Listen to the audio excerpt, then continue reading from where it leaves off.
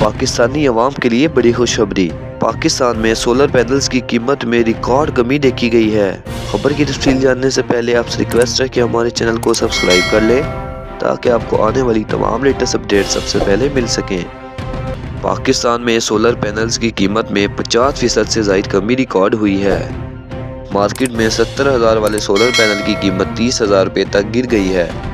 پاکستان میں solar panels کی قیمت میں 50% سے زائد کمی ریکارڈ کی گئی۔ میڈیا رپورٹس کے مطابق ملک میں سولر پینل کی قیمتوں میں اچانک بڑی کمی واقع ہوئی ہے اور 70,000 والے سولر پینل کی قیمت 30,000 روپے ہو گئی ہے۔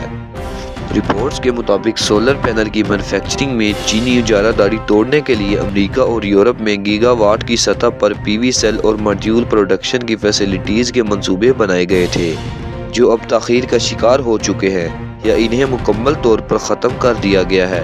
چونکہ مغرب میں سولر پینلز کی بڑے پیمانے پر خریداری متوقع تھی، اس لیے چینی سرمایہ کاروں نے بڑے پیمانے پر سولر پینل کا اسٹاک جمع کر لیا تھا۔